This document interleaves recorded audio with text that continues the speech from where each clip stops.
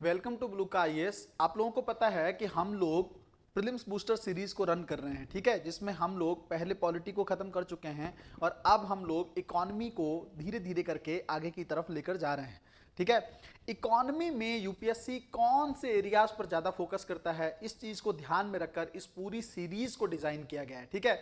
Economy में कई सारे लेक्चर अब तक आ चुके हैं जिसमें हम लोगों ने बेसिक चीजें जो अवधारणाएं थी राष्ट्रीय आय से संबंधित, जैसे जीडीपी को लेकर बात की है ना। उसके बाद हम लोगों ने प्लानिंग को लेकर चीजें देखी हैं, नियोजन को किस तरह से सवाल आ सकते हैं। उसी के बाद हम लोग इन्फ्लेशन वाला टॉपिक भी देख चुके हैं, है ना, किस तरह से इन्फ्लेशन होता है, डिफ्लेशन होता है, डिस इन्फ्लेशन किसको कहते हैं, क्रीपिंग इन्फ्लेशन क्या होता है, हाइपर इन्फ्लेशन क्या होता है। ये सारे कॉन्सेप्ट जो है अब तक हम लोगों ने बहुत अच्छे से कवर कर लिए हैं। आज हम लोग थोड़ा सा, अब देखिए भाई, इसको लेकर 2 वीडियोज आएंगे और टॉपिक है हमारा कृषि, ठीक है। टॉपिक जो हमारा है वो कृषि है, एग्रीकल्चर, ठीक है। यूपीएससी में आप लोग देखेंगे 2020 जब कोविड का दौर था, पेपर कहीं ना कहीं पर पोस्टपोन्ड हो गया था, उस समय से एग्रीकल्चर की इंपॉर्टेंस यूपीएससी के प्रीलिम्स एग्जामिनेशन में बहुत ज्यादा इंपॉर्टेंट हो गई है ना। और एग्रीकल्चर में भी अगर आप देखोगे तो अर्थव्यवस्था के दृष्टिकोण से ज्यादा इंपॉर्टेंट सवाल पूछे जा रहे हैं, ठीक है। तो एग्रीकल्चर को हम लोग 2 वीडियो में करने की कोशिश करेंगे और इससे जुड़ी अवधारणाएं क्या हैं, कौन कौन से टॉपिक हैं जिस पर सवाल पूछ सकता है यूपीएससी, इसको लेकर बात करते हैं भाई, ठीक है।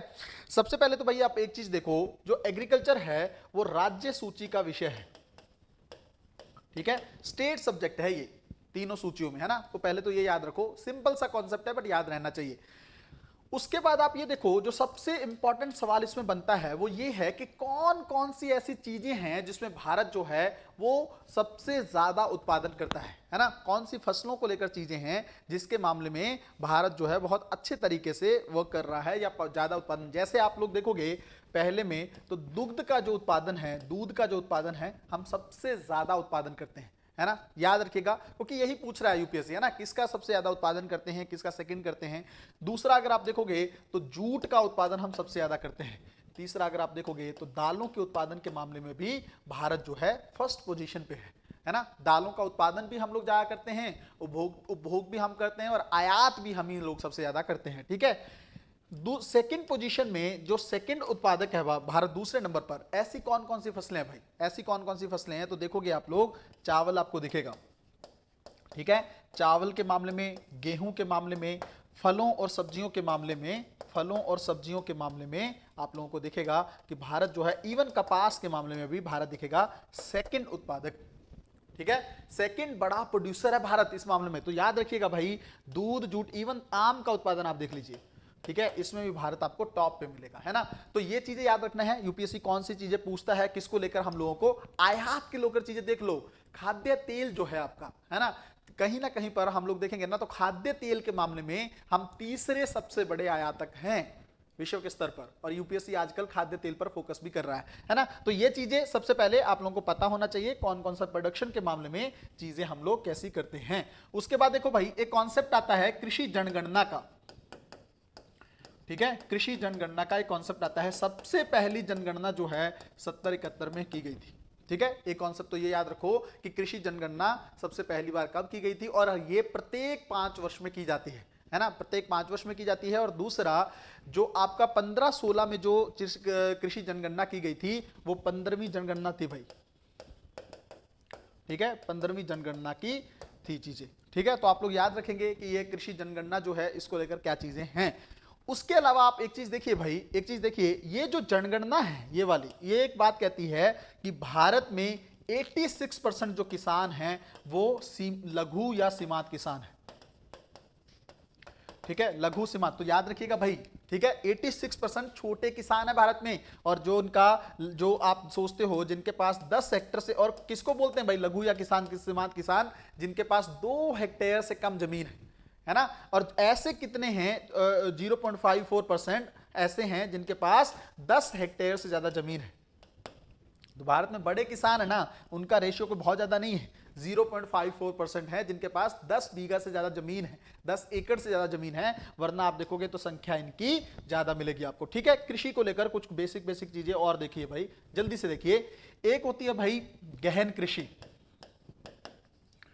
ठीक है, किसको बोलते हैं गहन कृषि वाला कॉन्सेप्ट क्या है, इंटेंस एग्रीकल्चर करना है ना, छोटे से क्षेत्र में बहुत ज्यादा उत्पादन करने की कोशिश करना है ना, इसको बोलते हैं आपको गहन कृषि वाला। ठीक है, इंटेंस वर्ड अपने आप में ही कहीं ना कहीं पर अग्रेसिवनेस का सूचक है ना, तो इसके माध्यम से आप लोग समझ सकते हो। दूसरा एक होता है इंटरक्रॉपिंग।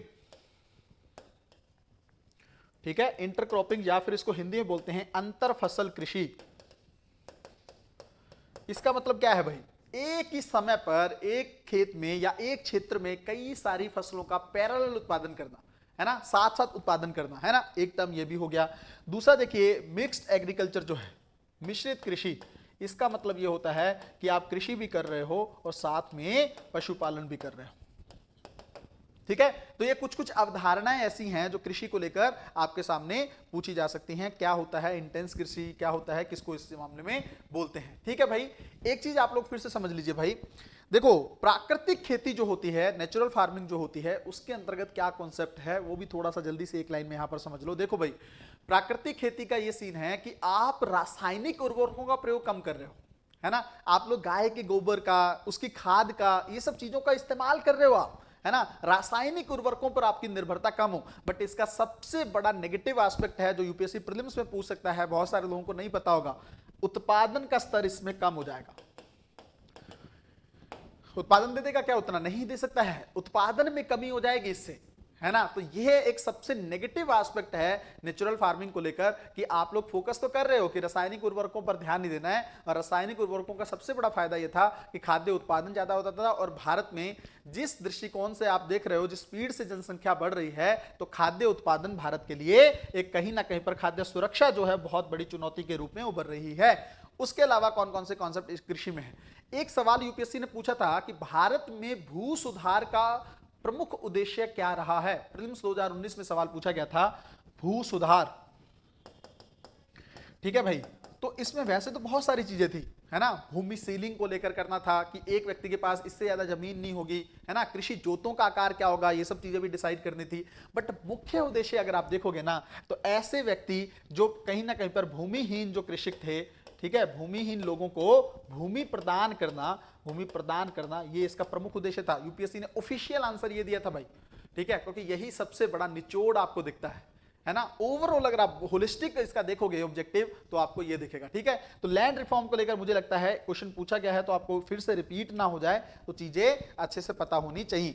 अब देखो भाई, एक है यूरिया, ठीक है, एक है न्यूट्रिएंट बेस्ड सब्सिडी, जिसको बोलते हैं पोषक तत्व आधारित सब्सिडी। पहली चीज तो ये याद रखो, यूरिया जो है ना, यूरिया ये इसके अंदर इन्वॉल्व नहीं है, यही सबसे बड़ा नेगेटिव एस्पेक्ट है। आप पोषक तत्व आधारित सब्सिडी तो दे रहे हो, बट यूरिया को क्यों नहीं इंक्लूड कर रहे हैं, तो ये याद रखना, यूपीएससी क्वेश्चन में शायद एक बार पूछ भी चुका है कि यूरिया इसके अंदर शामिल है, नहीं है। दूसरी चीज, इसको क्या कहते हैं भाई, पोषक तत्व आधारित। जितना एनपीके का रेशियो होगा, एनपीके नाइट्रोजन, फास्फोरस और पोटास का जो रेशियो होगा, उसके बैलेंस के तरीके से सरकार आपको सब्सिडी देगी, जितना उसका मात्रा हो। क्योंकि सरकार, और अगर यूपीएससी पूछ ले कि न्यूट्रिएंट्स बेस्ड सब्सिडी को लाने का प्रमुख उद्देश्य क्या था, है ना, प्रमुख उद्देश्य क्या था, तो ध्यान रखना, कहीं ना कहीं पर सरकार चाहती थी कि नाइट्रोजन जो आधारित उर्वरक हैं उसका कृषि में प्रयोग थोड़ा सा कम हो, और उसका कहीं ना कहीं पर अन्य चीजों में भी उसका प्रयोग बहुत ज्यादा हो रहा था। उस चीज को कम करने के लिए न्यूट्रिएंट बेस्ड सब्सिडी को लाया गया था कि न्यूट्रिएंट होंगे तो सब्सिडी मिलेगी, वरना नहीं होंगे, है ना। पोषक तत्व होंगे जो मिट्टी को चाहिए, वो तब तो आपको सब्सिडी मिलेगी, वरना नहीं मिलेगी। ठीक है, तो ये कॉन्सेप्ट आप लोग अच्छे से समझ लेना। एक कॉन्सेप्ट और जल्दी जल्दी यहां पर समझ लो, नीम कोटेड यूरिया। ठीक है, नीम कोटेड यूरिया वाला जो कॉन्सेप्ट है, इसके तहत ये चीजें हैं। ठीक है, शायद यूपीएससी एक बार इसका सवाल पूछ चुका है कि इसका मुख्य उद्देश्य क्या है, इससे क्या फायदा होगा। ठीक है, मिट्टी को जो नाइट्रोजन चाहिए ना, जो नाइट्रोजन चाहिए उसको यह धीरे धीरे प्रदान करेगा, यह सबसे बड़ा इसका वो है। और उद्देश्य और भी है, मैंने क्या बोला है, पिछले 2-3 सालों से यूपीएससी ऐसी चीजों पर फोकस कर रहा है, बाकी चीजें भी आंसर हैं जो 3 ऑप्शन दे रहा है, बट मुख्य आंसर क्या है उस पर फोकस कर रहा है। देखो, नीम कोटेड यूरिया का एक उपयोग यह भी है कि यूरिया का कहीं और इस्तेमाल ना हो। अगर उसका नीम का लेप चढ़ा दोगे तो यूरिया का इस्तेमाल कर लोगे क्या अदर सेक्टर में, है ना। इसीलिए तो यूरिया का क्या होता है, तस्करी बहुत ज्यादा होती है, गलत तरीकों में, गलत उद्योगों में उसका इस्तेमाल होता है, जबकि एग्रीकल्चर के लिए सरकार उसके लिए सब्सिडी प्रोवाइड करती है ना। तो जनरली अगर आप देखोगे तो नीम केटेड यूरिया का उद्देश्य यह है कि यूरिया का अदर जो उद्योग हैं उसमें इस्तेमाल ना हो, बट प्रमुख उद्देश्य वो नहीं है। प्रमुख उद्देश्य यह है कि उसको नाइट्रोजन जो है मिट्टी को वो धीरे धीरे स्लो मात्रा में मिले। ये सवाल यूपीएससी पूछ चुका है। अब एक कॉन्सेप्ट और है भाई, जल्दी से देख लो, एक कॉन्सेप्ट और है सीड ग्राम, जिसको हिंदी में बोलते हैं बीज ग्राम। ठीक है, तो बीज ग्राम को लेकर अगर यूपीएससी सवाल पूछ ले कि बीज ग्राम किसको बोलते हैं, तो ध्यान रखना भाई, आपस में कुछ किसान मिलकर, है ना, कुछ किसान मिलकर और कुछ खेत आपस में मिलकर या कुछ गांव मिलकर कहीं ना कहीं पर अच्छी क्वालिटी वाले वो बीज जो हैं उनका उत्पादन करेंगे। ठीक है, अच्छी क्वालिटी वाले बीजों का उत्पादन करेंगे ताकि आपस में एक दूसरे की जरूरत पूरी हो सके, है ना। तो एक किसान मिलकर अगर ये वर्क करेगा ना तो नहीं कर पाएगा। तो क्लस्टर वाला जो कॉन्सेप्ट है वो यहां पर भी लागू होता है। क्लस्टर में कुछ गांवों का समूह मिलकर या कुछ किसानों का समूह मिलकर क्वालिटी के बीज, अच्छे गुणवत्ता वाले बीजों का उत्पादन करना, उसको बोलते हैं बीज ग्राम। ठीक है, जब बीज ग्राम को देख रहे हैं ना तो एक हम लोग यहां पर ये भी देख लें, सीड रिप्लेसमेंट रेशियो, जिसको हिंदी में बोलते हैं बीज प्रतिस्थापन दर। ठीक है, बीज प्रतिस्थापन जो दर होती है उसके बारे में आप लोग चीजें समझ लीजिए, वो किसको कहते हैं। देखो भाई, इसको समझ लो, यह जनरली अच्छी होनी चाहिए, है ना। क्यों, वैसे होता क्या है, ये बीज प्रतिस्थापन दर के तहत ये चीज होती है कि नए बीज कितने आ रहे हैं हर साल। जैसे हम लोगों को बचता है ना कि कृषि में जो चीजें फसल हम उत्पादित करते हैं पुराने बीजों का ही इस्तेमाल करके हम लोग फिर से नई फसल का उत्पादन कर लेते हैं, लेकिन ज्यादातर कंपनियां भी चाहती हैं और कहीं ना कहीं पर यह फसल के लिए भी अच्छा नहीं होता है, नए बीजों का उत्पादन होना चाहिए। तो नए बीज पुराने बीजों की तुलना में उनका अनुपात कितना ज्यादा है उसको बोलते हैं सीड रिप्लेसमेंट रेशियो, बीज प्रतिस्थापन दर। ठीक है, तो ये चीज भी आप लोगों के दिमाग में रहनी चाहिए। जल्दी से लास्ट कॉन्सेप्ट देख लीजिए भाई, सॉइल हेल्थ कार्ड। ठीक है, सॉइल हेल्थ कार्ड जो है, मृदा का स्वास्थ्य कार्ड जो है, उसको लेकर 3 बातें याद रखना भाई। एक बात बहुत इंपॉर्टेंट है, ये कॉन्सेप्ट पूछा नहीं गया सवाल, इसको लेकर पूछा जाएगा सवाल। 3 चीजें इसमें सवाल बनता है।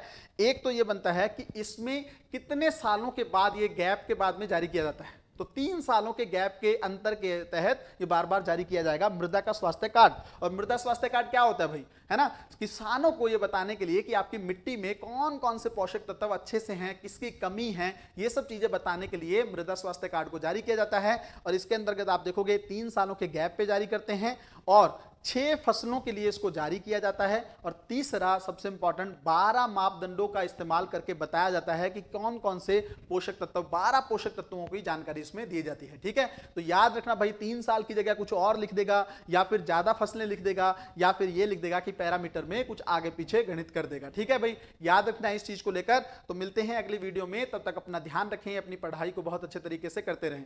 बहुत बहुत धन्यवाद।